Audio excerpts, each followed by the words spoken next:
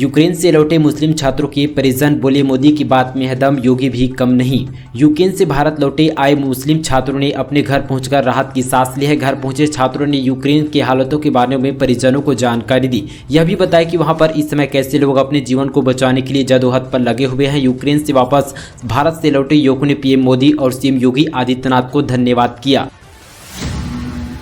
10 मार्च के बाद जारी हो सकता है 9534 एएसआई भर्ती परीक्षा का रिजल्ट है, जानिए कारण। साथ ही उत्तर प्रदेश पुलिस भर्ती एवं पदोन्नति बोर्ड साथ यहाँ पे 9534 पुलिस उप निरीक्षक एएसआई भर्ती की परीक्षा का रिजल्ट 10 मार्च 2022 के बाद जारी हो सकता है। अब तक रिजल्ट रुके होने के पीछे एक कारण है कि यहाँ पे साथ ही विधानसभा चुनाव एएसआई परीक्षा रिजल्ट की तरह साथ यहाँ पे यूपीटी का रिजल्ट भी रुका हुआ है। साथ ही टीटी रिजल्ट को लेकर उत्तर प्रदेश सरकार सचिव अनामिका सिंह ने सचिव परीक्षा नियामक पदाधिकारी अनिल भूषण चतुर्वेदी को भेजे पत्र में भी लिखा था कि चुनाव के दौरान आचार संहिता लागू होने के कारण मुख्य सचिव की अध्यक्षता में 15 फरवरी को आयोजित स्क्रीनिंग कमेटी की बैठक में टीटी परिणाम को स्थगित करने की संस्तुति किया गया था। साथ ही उम्मीद है कि अब 10 मार्च के बाद आदर्श आचार संहिता हटने के बाद किसी भी दिन एएसआई परीक्षा का रिजल्ट घोषित किया जा सकता है।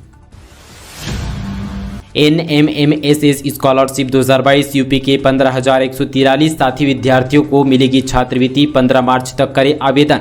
साथ ही उत्तर प्रदेश के राजकीय सहायता प्राप्त और स्थानीय निकाय की स्कूलों में कक्षा 8वीं में पढ़ने वाले 15,143 छात्र छात्राओं को मिलने वाली राष्ट्रीय आय एवं योग्यता के आधार पर छात्रवृत्ति योजना परीक्षा 2022-23 के लिए सोमवार से ऑनलाइन आवेदन शुरू किए गए हैं। निर्देशक व साथी मनोवैज्ञानिक साला उषा चंद्र के अनुसार छात्र छात्राएं उसके ऑफिशियल वेबसाइट www.interdata.co.in पर जाकर 15 मार्च तक यहां पे आवेदन कर सकते हैं। सिलेंडर आज से 105 रुपये हुआ महंगा। मार्च से आपके शहर में बदल गया गैस का दाम। साथ ही दोस्तों यूक्रेन के साथ और रूस की जंग के बीच साथ ही 1 मार्च को एलपीजी सिलेंडर के नए रेट जारी कर दिए गए। सिलेंडर के रेट में साथ ही 105 रुपये का इजाफा हुआ। यह इजाफा कॉमर्शियल सिलेंडर पर किया गया है। बहुत हद तक यहाँ पे जो है संभव है कि 7 मार्च के बाद घरेलू एलपीजी सिलेंडर भी महंगा हो जाएंगे, क्योंकि अभी उत्तर प्रदेश विधानसभा चुनाव के छठे चरण की वोटिंग 3 मार्च और साथ ही 7वें चरण का मतदान 7 मार्च को है। ऐसे में 7 मार्च के बाद आफत आ सकती है।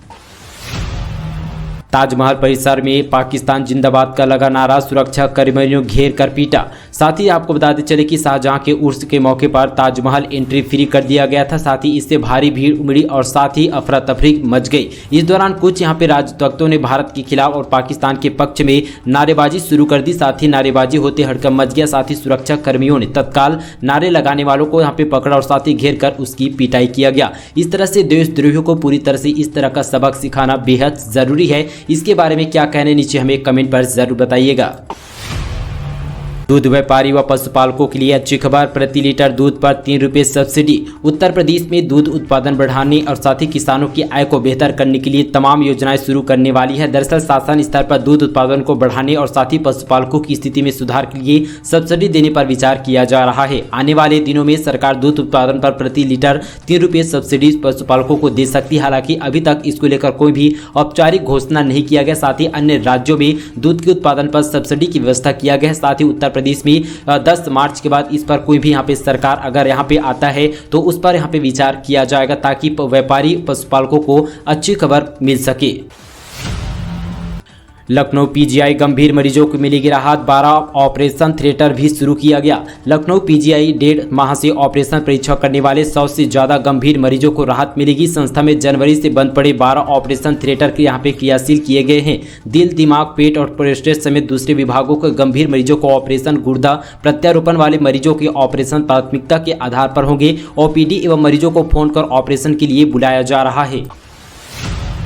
यूक्रेन में फंसे छात्र लगा रहे मदद की गुहार, यूपी के 1980 लोग ने वापसी के लिए मांगी मदद।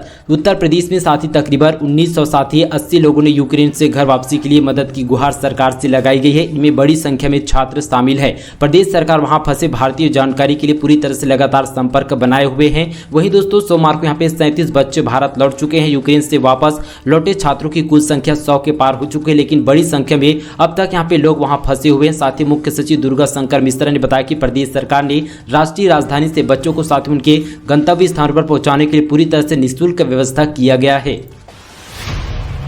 सुप्रीम कोर्ट के आदेश से जेल में बंद 800 बुजुर्गों को मिलेगी राहत, रिहाई संभव। सुप्रीम कोर्ट का आदेश जारी कर दिया गया है तो सिर्फ नैनी जेल से 800 से अधिक यहाँ पे बुजुर्ग कैदियों की रिहाई संभव हो सकेगी। वर्षों से जेल में बंद कैदियों को राहत मिलेगी। सुप्रीम कोर्ट अगले आदेश तक जेल प्रशासन की निगाहें टिकी हुई है। जेल प्रशासन जेल में बंद बुजुर्गों की जन्म कुंडली तैयार कर रहा है। आदेश मिलने के बाद इनको जमानत पर रिहा कर दिया जाएगा।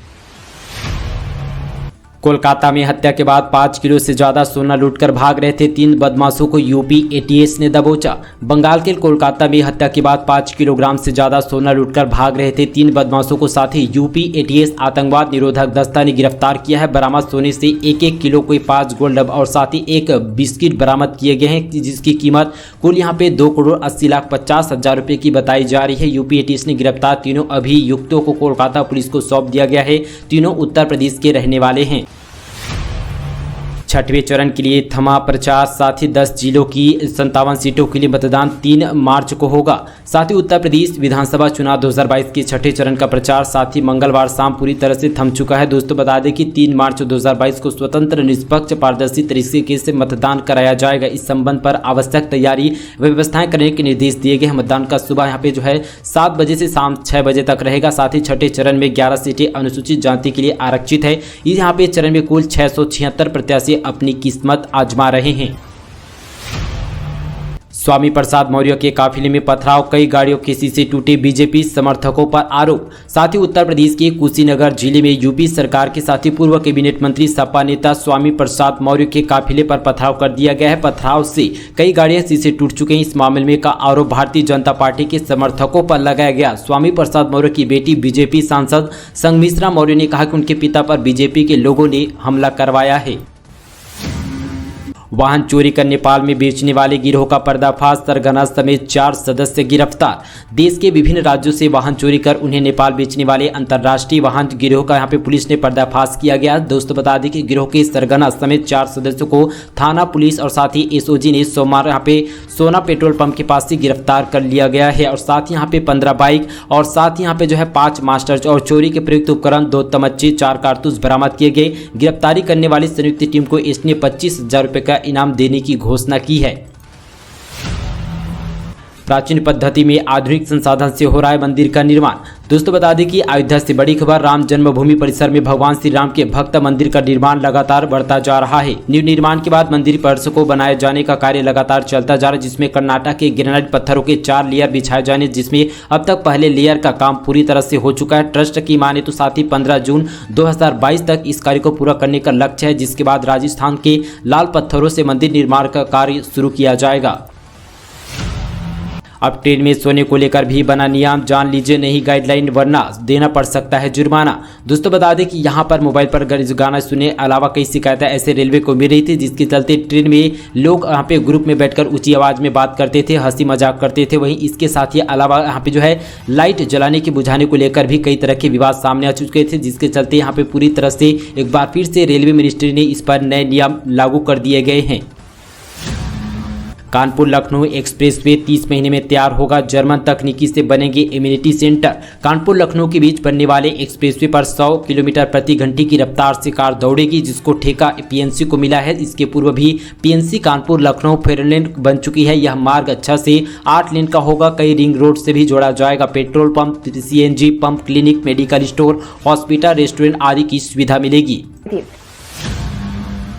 केदारनाथ का धाम के कपाट 6 मई को खुलेंगे। दोस्तों बता दें कि केदारनाथ धाम के कपाट यहां पे 6 मई को सुबह 6:25 पर खोले जाएंगे। साथ ही दोस्तों महाशिवरात्रि पर शीतकालीन गद्दी स्थल और ओंकारेश्वर मंदिर उखपीठ पर साथ ही 12वें ज्योतिर्लिंग में शामिल भगवान केदारनाथ के कपाट खुलने की तिथि तय कर दिया गया। साथ ही वैदिक पूजा अर्चना के साथ ही पारंपरिक रीति रिवाज के तहत यहाँ पे घोषित की गई थी। यूपी बोर्ड 10वीं 12वीं की प्री बोर्ड परीक्षाएं मार्च के अंत तक होगी खत्म, डेट जल्द जारी होगी। उत्तर प्रदेश माध्यमिक शिक्षा परिषद यूपी एमएसपी की ओर से उत्तर प्रदेश यहाँ पे परीक्षा 2022 की डेट शीट जल्द ही आधिकारिक वेबसाइट upmsp.education.in पर जारी करने की उम्मीद है। कक्षा 10वीं और 12वीं के लिए साथ ही बोर्ड परीक्षा 2022 का टाइम टेबल एक साथ जारी कर दिया जाएगा। साथ ही डेट शीट की तारीख के समय में अभी तक कोई भी पुष्टि नहीं किया है, लेकिन जल्द ही इस पर डेट शीट जारी कर दिया जाएगा। तो दोस्तों इस चैनल पर आपको अपडेट मिलता रहेगा, तो चैनल को सब्सक्राइब करके जरूर रखिएगा। MBBS परीक्षा में इलेक्ट्रॉनिक डिवाइस से नकल करने वाले 3 छात्रों के खिलाफ मुकदमा दर्ज किया गया। आगरा के डॉक्टर भीमराव अंबेडकर विश्वविद्यालय के IET संस्था में MBBS फाइनल प्रोफेशनल साथ यहाँ पे जो है पाठ द्वितीय बैच 2016 की पूरक परीक्षा में नकल के मामले में 3 परीक्षार्थियों के खिलाफ थाना न्यू आगरा पर मुकदमा दर्ज किया गया। तीनों आरोपी इलेक्ट्रॉनिक डिवाइस से नकल करते पाए गए थे। यह उपकरण के बनियान में छिपाकर लाए हुए थे। यह परीक्षा 26 फरवरी को खंडारी परिसर स्थित साथी IIT संस्था पर किया गया था। दोस्तों, ये थी उत्तर प्रदेश से जुड़ी तमाम बड़ी खबरें। इसी तरह की और खबरों से जुड़े रहने के लिए इस चैनल को सब्सक्राइब करके ज़्यादा से ज़्यादा लाइक करके वीडियो को शेयर करना ना भूलिएगा। तो चलिए दोस्तों, आज के लिए बस इतना ही।